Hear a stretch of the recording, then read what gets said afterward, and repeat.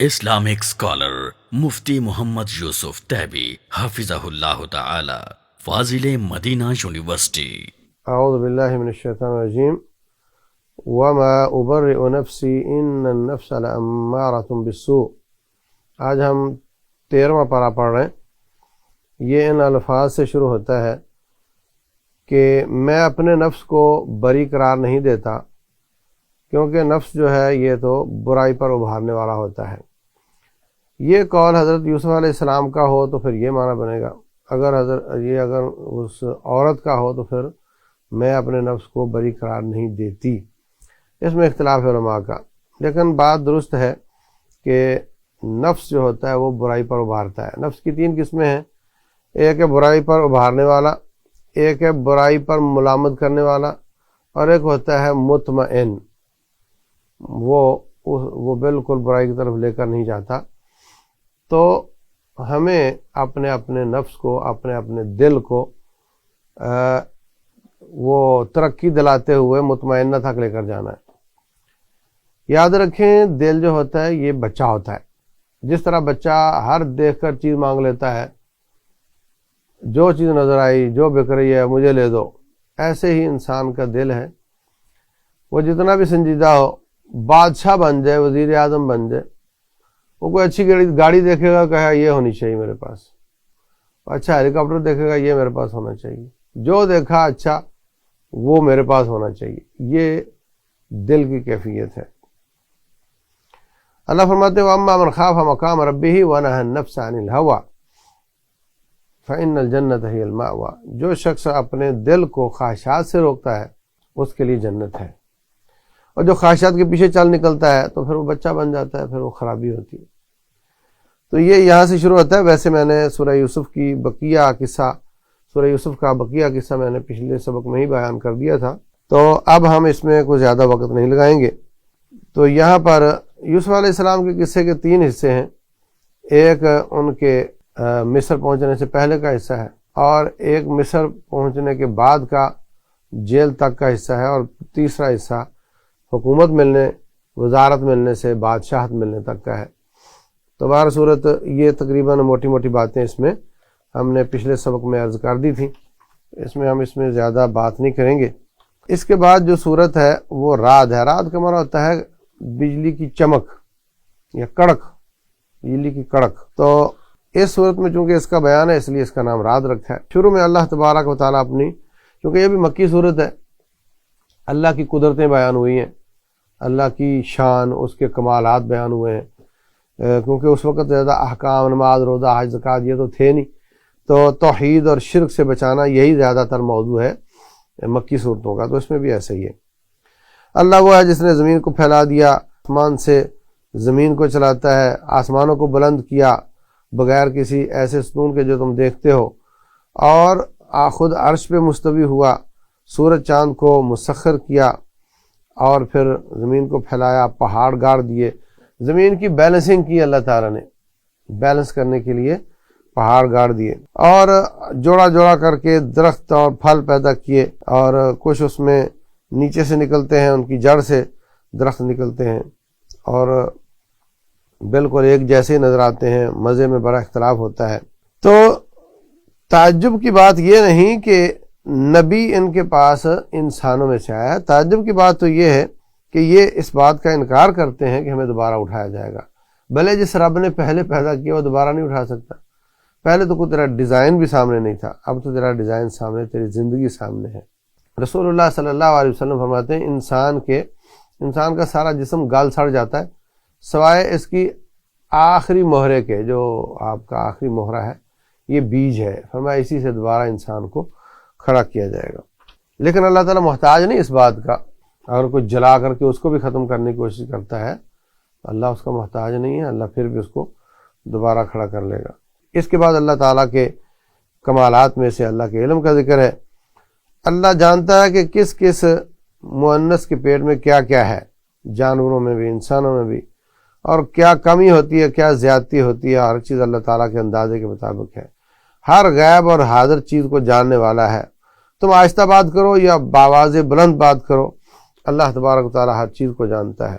تم چھپ کر کام کرو یا سامنے کام کرو، اس کے لیے کوئی فرق نہیں پڑتا، سب کو جانتا ہے۔ اللہ اکبر۔ اور اللہ تبارک و تعالیٰ فرماتے ہیں ان اللہ لا یغیر ما بقوم حتی یغیروا ما بانفسہم، کسی قوم پر جو حالت ہو اچھی یا بری وہ اس وقت تک تبدیل نہیں ہوتی جب تک وہ خود اس کو تبدیل نہ کرنا چاہیں۔ خود کوشش کریں تو تبدیل ہو جاتی ہے۔ اچھی ہے بری کرنا چاہیں بری ہو جائے گی، بری ہے اچھی کرنا چاہیں اچھی ہو جائے گی۔ اور یہ کتنی عجیب بات ہے کہ ہم جو چاہیں ہو جاتا ہے۔ انسان چاہے میں اپنی حالت بہتر کروں، اس کے لیے کوشش کرے تو ویسی ہی توفیق ملنا شروع ہو جاتی ہے۔ رسول اللہ صلی اللہ علیہ وسلم فرماتے ہیں جو شخص کسی سے قرض لیتا ہے اور ادا کرنا چاہتا ہے اللہ تعالیٰ اسباب بنا دیتا ہے، اور جس کی نیت پہلے دن سے ہو کہ میں نے نہیں دینا تو اللہ تعالیٰ پھر اس کو تلف کروا دیتا ہے، اور قرض بھی سر پہ ہوتا ہے اور دے بھی نہیں سکا ہوتا اور دنیا سے چلا جاتا ہے۔ اس کے بعد وہ آیت ہے جس کی وجہ سے سورت کا نام سورہ رعد ہے، یسبح الرعد بحمدہ والملائکۃ من خیفتہ۔ یہ جو بادل کڑکتے ہیں، گن گرج کی آواز آتی ہے، یہ آپ سمجھتے ہو کہ بادلوں کی آواز ہے یا اس کی کوئی سائنسی توجیہ کرو گے، لیکن اللہ فرماتے ہیں یہ بھی اللہ کی تسبیح بیان کرتے ہیں، یہ آواز اللہ کی تسبیح کی ہوتی ہے۔ پھر اس کے بعد جو اللہ تعالیٰ کے ان کمالات کے باوجود اللہ کے مقابلے میں دوسروں کو بلاتے ہیں، ان کو پکارتے ہیں، ان کی کہا کہ یہ جن کو پکارتے ہیں میرے سوا یہ ان کے کسی کام نہیں آئیں گے۔ جیسے کوئی شخص منہ کھول کر کہے آج آپ پانی میرے منہ میں گر جا کر، تو پانی خود نہیں آتا، جتنا یہ پیاسا رہے گا اتنے ہی یہ نقصان میں رہیں گے۔ اور جو اللہ تبارک و تعالیٰ کی عبادت کرتا ہے اصل میں کامیاب وہ ہوگا۔ یہ لوگ جو اللہ کے مقابلے میں عبادت کرتے ہیں ان کو کس چیز سے غلطی لگی ہے؟ کیا رب کے مقابلے میں انہوں نے کوئی مخلوق بنا کر دکھائی ہے؟ مطلب کیسے تمہیں سمجھ نہیں آتی بات؟ کہاں خالق اور کہاں مخلوق، اور تم اس کو چھوڑ کر ان کی عبادت شروع کر دیتے ہو۔ مخلوق جس کی بھی عبادت کی جاتی ہے وہ فوت ہو گیا، اس کی روح نکل گئی، اس کے کپڑے پھاڑ دیے گئے، اس کو استنجا کسی اور نے کروایا اور وہ بے سود پڑا رہا، اس کو پکڑ کے منو مٹی کے نیچے ڈال دیا، اور تو اس کو رب کے مقابلے میں معبود سمجھتا ہے۔ اللہ المستعان۔ اللہ تعالیٰ نے چونکہ مکہ میں دشمنی شدید تھی مکے والوں کے ساتھ، تو بظاہر تو نبی صلی اللہ علیہ وسلم ان کے ساتھ تھی، مظلوم مقہور، مر رہے ہیں، کٹ رہے ہیں، شہید ہو رہے ہیں، ڈنڈے کھا رہے ہیں، گھر چھوڑ رہے ہیں، اور وہ چڑھتے جا رہے ہیں، بظاہر تو یہ ہے۔ لیکن اللہ تعالیٰ نے ایک مثال کے ساتھ بیان کیا کہ جس طرح پانی چلتا ہے تیزی سے تو جھاگ بن جاتی ہے، پھر کیا ہوتا ہے جھاگ بیٹھ جاتی ہے، پانی ہی پانی ہوتا ہے، جھاگ نظر ہی نہیں آتی۔ جب جھاگ ہوتی ہے تو پانی نظر نہیں آتا، جب جھاگ جاتی ہے تو پھر پانی پانی ہوتا ہے۔ تو اللہ فرماتے ہیں جو لوگوں کو فائدہ دینے والی چیز ہے وہ بچ جاتی ہے۔ تو ایسے ہی یہ کفر جھاگ کی طرح بیٹھ جائے گا اور نیچے سے پانی پانی رہے گا انشاءاللہ۔ بڑی امید دلانے والی آیت ہے۔ اسی طرح اللہ تعالیٰ نے فرمایا کہ جو تم زیور بنانے کے لیے سونا گرم کرتے ہو اس کی بھی ایسی ہی مثال ہے کہ وَمِمَّا يُوقِدُونَ عَلَيْهِ فِي النَّارِ ابْتِغَاءَ حِلْيَةٍ وَمَتَاعٍ زَبَدٌ مِثْلُهُ، کہ سونا جب گرم کیا جاتا ہے اس کے اوپر بھی جھاگ آ جاتی ہے، وہ میل کچیل ہوتی ہے، وہ ضائع ہو جاتی ہے، ختم ہو جاتی ہے، نیچے سے سونا بچ جاتا ہے۔ تو آپ کو اے مکے والے مسلمانوں تمہیں کندن بنایا جا رہا ہے، تمہیں بھٹی سے گزارا جا رہا ہے، اور یہ کفر سارا جھاگ ہے، ختم ہو جائے گا اور تم خالص سونا بن کر نکلو گے۔ تو آج بھی جو تحریک کے لوگ مایوس ہو رہے ہوں ان کو ان آیات سے امید کی کرن ملتی ہے کہ جو بھی صورتحال ہے، بڑے دھندلکے ہیں، بڑی گھٹائیں ہیں، بہت طوفان ہیں، دنیا کا دباؤ ہے، اپنوں کا دباؤ ہے، باہر والوں کا دباؤ ہے، نہ اپنے چاہتے ہیں نہ باہر والے چاہتے ہیں، لیکن ہوتا ہے وہ ہے جو میرا رب چاہتا ہے۔ انشاءاللہ یہ ساری جھاگ بیٹھ جائے گی اور اللہ تعالیٰ آپ کے لیے کام کے دروازے کھولے گا۔ تو اس کام کے لیے ہمیں صبر کرنا پڑے گا۔ والذین صبروا ابتغاء وجہ ربہم واقاموا الصلاۃ وانفقوا مما رزقناہم سرا وعلانیہ، وہ لوگ جو صبر کرتے ہیں اللہ کو خوش کرنے کے لیے، نماز قائم کرتے ہیں، صدقہ کرتے ہیں، تو ان کے لیے آخرت کا گھر ہوگا۔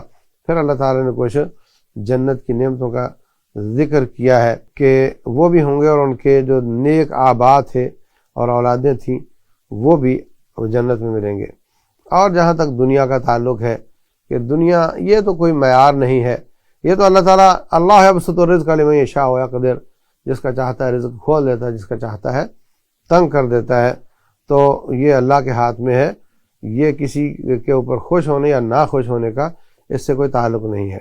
وہ لوگ جو اللہ تبارک و تعالیٰ پر ایمان لاتے ہیں اور ان کے دل مطمئن ہوتے ہیں اللہ کی یاد سے، خبردار اللہ کے ذکر سے ہی دل مطمئن ہوتے ہیں۔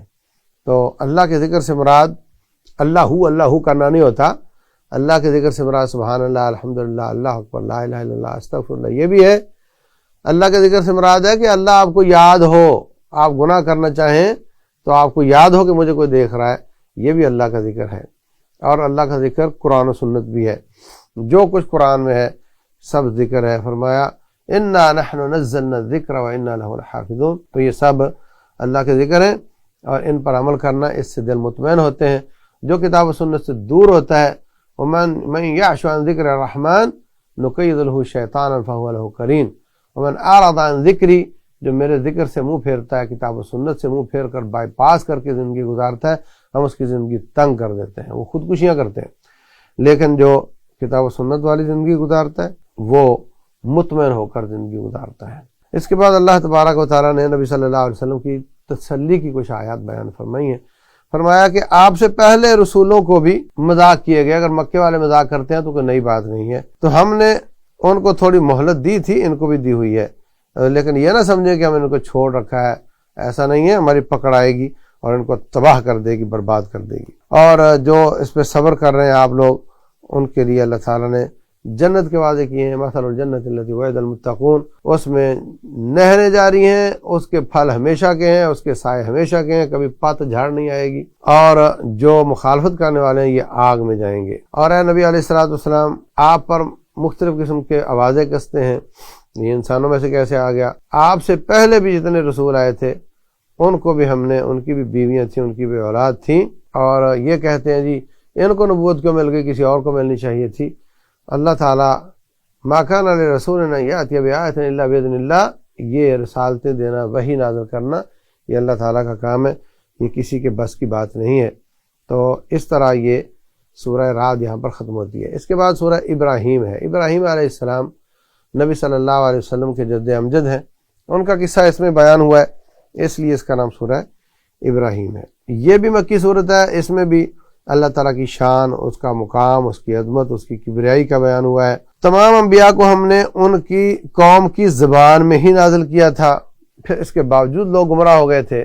تو ہمارے ہاں ایک زمانے تک، بلکہ آج بھی یہ تصور پایا جاتا ہے کہ خطبہ جمعہ مقامی زبان میں نہیں ہونا چاہیے۔ یہ عجیب بات ہے بھئی، خطبہ جمعہ تو مقصد ہے سارے ہفتے کے زنگ اتارنے کے لیے، ان کو کوئی نصیحت کی جائے، ان کو اللہ تعالیٰ یاد کروایا جائے، اللہ کا خوف دلایا جائے، اور آپ کہتے ہو جی عربی میں ہی ہو سکتا ہے۔ تو آپ دیکھتے ہیں کہ ہمارے ہاں پہلے اردو میں تقریر ہوتی ہے، اس میں لوگ آڑے ٹیڑے ریلیکس بیٹھے ہوتے ہیں، آ رہا ہے کوئی جا رہا ہے پرواہ نہیں، وہ کہتے ہیں جی یہ درس ہے، اور اس کے بعد پھر وہ عربی کا خطبہ ہوتا ہے، تو اس میں اس سے پہلے اذان کہی جاتی ہے، تو اس میں پھر سارے سیدھے ہو کر بیٹھ جاتے ہیں کہ اس کے پیچھے تصور یہ ہے کہ اردو میں خطبہ نہیں ہو سکتا، جبکہ ہم تو بجا طور پر سمجھتے ہیں کہ اللہ نے ہر نبی کو ان کی زبان، قوم کی زبان میں بھیجا ہے، تو ہمیں بھی ان کی قوم کی زبان میں تقریر کرنی چاہیے۔ انگلینڈ ہے تو انگلش میں کرنی چاہیے، پاکستان ہے تو اردو میں کرنی چاہیے، عرب ہے تو عربی میں کرتے ہیں۔ تو اس لیے ہماری اذان ہوتے ہی خطبہ شروع ہو جاتا ہے، کیونکہ نبی صلی اللہ علیہ وسلم کا طریقہ یہی تھا۔ بلکہ آپ نے خطبہ جمعہ سے پہلے حلقے بنانے سے منع فرمایا، ادھر حلقہ بنا لو، ادھر بنا لو، کوئی نہ کوئی بحث کرو، منع فرمایا اس سے۔ تو یہ جو پہلے تقریر کرنے کا سسٹم ہے، اس کے پیچھے یہ سوچ ہے۔ اس کے بعد اللہ تبارک و تعالیٰ نے مختصر طریقے سے موسیٰ علیہ السلام کا قصہ بیان کیا ہے کہ ان کی قوم کو فرعون بہت عذاب دیتا تھا اور ان کے بچوں کو ذبح کر دیتا تھا۔ اللہ تعالیٰ نے ان کو نجات دی، تو ان پر شکر بنتا ہے کہ ان کو چاہیے اللہ کا شکر ادا کریں۔ وَإِذْ تَأَذَّنَ رَبُّكُمْ لَئِن شَكَرْتُمْ لَأَزِيدَنَّكُمْ، اگر تم شکر کرو گے ہم تمہیں اور دیں گے، اور اگر کفر کرو گے، ناشکری کرو گے، تو پھر ہمارا عذاب بڑا سخت ہے۔ اس کے بعد نہایت اختصار کے ساتھ نوح علیہ السلام کی قوم، عاد، ثمود اور ان کے بعد والے جو لوگ ہیں، ان کا اجتماعی قصہ بیان کیا ہے۔ ان کے رسولوں نے ان کو کہا تھا کہ اللہ کی بغاوت نہ کرو، اور ان کے رسولوں نے کہا تھا کہ اللہ میں شک نہ کرو، وہ زمین و آسمان کو پیدا کرنے والا ہے، اور تمہیں وہ یہ بلاتا ہے، اللہ تمہیں بخشنا چاہتا ہے۔ تو وہ آگے سے جواب دیتے تھے تم تو ہمارے جیسے انسان ہو تو تمہیں یہ کس نے نبی بنا دیا یہ، اور وہ اس طرح کی بات کرتے تھے کہ جناب انسان ہو کر نبی نہیں بن سکتا، اور یہ آج کی ہماری قوم کا بھی بہت بڑا اشکال ہے۔ تو یہ تو نہیں کہتے کہ یہ نبی نہیں ہے کیونکہ انسان ہے، بلکہ الٹا ان کو انسانیت سے خارج کرنے کی کوشش کرتے ہیں کہ وہ انسان نہیں ہے، وہ نعوذ باللہ اللہ کے نور کا جز ہے، نعوذ باللہ، اس طرح کی باتیں کرتے ہیں۔ جبکہ رسول اللہ صلی اللہ علیہ وسلم کے باپ کو والد والدہ، ان کا پیدا ہونا، ان کا بچپن، لڑکپن، جوانی، ان کا روٹی کھانا، ان کا پیشاب پخانہ کرنا، اور ان کا شادیاں کرنا، ان کا بچے جننا، ان کا غسل واجب نہانا، یہ ایک سے ایک بات ہے جو بتاتی ہے آپ کا زخمی ہونا، خون بہنا، سر پھوٹنا اور دانت مبارک ٹوٹنا، یہ ایک سے ایک بات بتاتی ہے کہ آپ انسان ہیں، مگر اللہ نے مقام اتنا دیا ہے کہ کائنات میں ان جیسا کوئی نہیں ہے۔ اس کے بعد اللہ تبارک و تعالیٰ نے یہ تمام رسولوں کا مختصر قصہ بیان کرنے کے بعد جو لوگ بغاوت کرنے سے بعد نہیں آئے ان کے لیے جہنم کا ایک نقشہ کھینچا ہے علیہ باللہ۔ ہر جبر کرنے والا، کینہ رکھنے والا مسلمانوں اور نبیوں کے خلاف، اس کے لیے جہنم ہے، اور اس کو پیپ کا پانی پلایا جائے گا علیہ باللہ۔ وہ اس کو نگلے گا مگر وہ پیے گا مگر نگل نہیں پائے گا۔ ہر طرف سے موت کے اسباب ہوں گے مگر موت نہیں آئے گی۔ اللہ اکبر۔ ان لوگوں کے جو دنیا میں جنہوں نے کفر کیا ہے، ان کی دنیا کے کام ان کے کام نہیں آئیں گے۔ دنیا میں جو انہوں نے نیکیاں کی ہیں، دنیا میں نیک نامی مل گئی مگر آخرت میں ان کا کوئی فائدہ نہیں ہوگا، ان کے اعمال ضائع ہو جائیں گے، رائے گاں ہو جائیں گے۔ جیسے فرمایا کہ وہ